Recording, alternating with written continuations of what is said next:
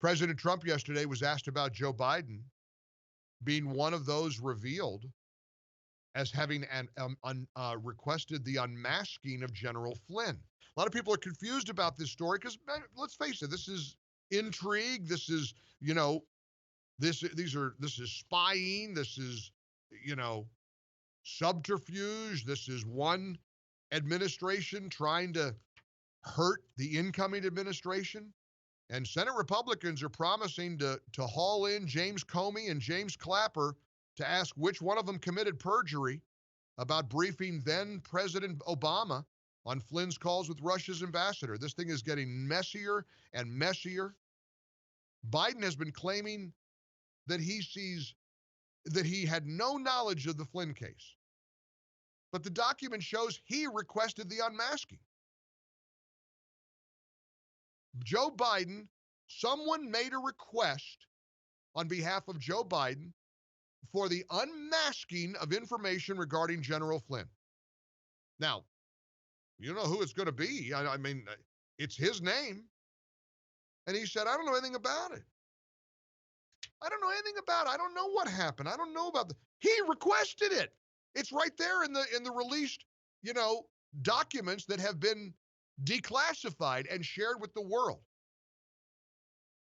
And Tucker Carlson was joking a little bit last night about, if Biden says I don't know anything about it, that's plausible because he didn't know what he had for breakfast.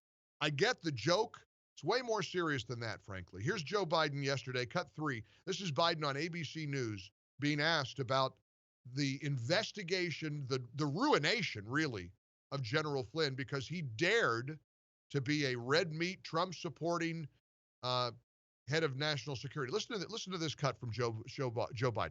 I know nothing about those moves to investigate Michael Flynn, number one. Number two, this is all about diversion. Yeah, you say you didn't know anything about it, but you were reported to be at a January 5th, 2017 meeting where you and the president were briefed on the FBI's plan to question Michael Flynn over those conversations he had with the Russian ambassador Kislyak. No, I thought you asked me whether or not I had anything to do with him being prosecuted. Okay. I'm sorry. I was aware that they asked for an investigation, but that's all I know about it, and I don't think anything else. Ooh, that hurts. I mean, that's painful. Oh, I miss it. And meanwhile, he's poking his IFB in his ear, trying to get his earpiece back in, because his earpiece is coming out, which is kind of a metaphor, I think, for all things Biden these days. Meanwhile, here's the president.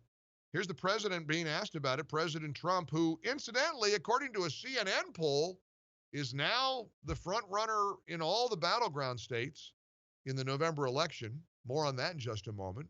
Here's President Trump's response to being asked about Biden claiming he didn't know anything about about Michael Flynn. Well, the unmasking is a massive thing. It's I just got a list. It's who can believe a thing like this? And I watched Biden yesterday on Good Morning America being interviewed by one of your colleagues, George Stephanopoulos, and he said he knew nothing about anything. He has no idea. He knows nothing about anything. Nothing at all. And then it gets released today that he was a big unmasker. So how do you know nothing if you're one of the unmaskers?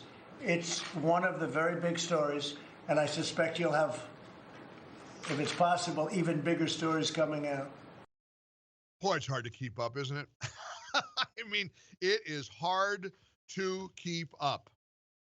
I mean, there's so much news. A Republican shockingly winning in a deep, deep blue California district. It's the first time in decades it's happened. Mike Garcia lost.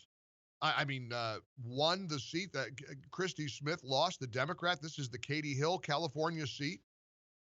And I want to go through unmasking for just a moment because, again, this show ought to be nothing if not informational. We try so hard. Listen, you know my passion, you know my opinions, but I never want to ever deceive. I'm never coming in here with any agenda other than to share what I'm thinking, wear my heart on my sleeve, and invite you to call as well.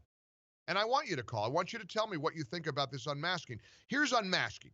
The U.S. intelligence community commonly uses that term unmasking in reference to revealing the identity of someone on a monitored communication. Under FISA, the Foreign Intelligence Surveillance Act, intelligence agents frequently eavesdrop on foreign nationals on U.S. soil, like businessmen or ambassadors. But if a foreign agent is speaking with or about a U.S. citizen, according to the New York Post, information about that person could be uncovered incidentally. To protect their right to privacy, intelligence agents will mask the information and refer to the citizen by an alias, like U.S. Person 1, so forth. In order to learn the information, U.S. officials who have proper security clearance can ask that the agency unmasks the name. But they must provide a reason, such as their need to fully understand the significance or context behind the intelligence. It's a common process that happens a lot. But the reason it's news now is Obama officials asked intelligence agencies to reveal the American name, found out it was Flynn.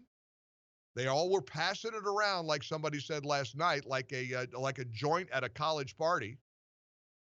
And then Richard Grenell, the acting director of national intelligence, declassified the list of all these people, 39, who wanted to reveal Mike Flynn's name to the world. It's sort of weeds, it's political intrigue, but it's also really bad for Team Biden. In fact, his rapid response director, young guy, tweeted some hysterical, shrill attack on CBS reporter Catherine Herridge, calling her a right-wing hack who's constantly, doing the bidding of conservative media. Catherine Herridge is one of the most respected reporters in America. But because, of course, she used to work for Fox News, now she works for CBS, hardly a right-wing outlet. The Biden rapid research social media guy called her a right-wing hack and a partisan.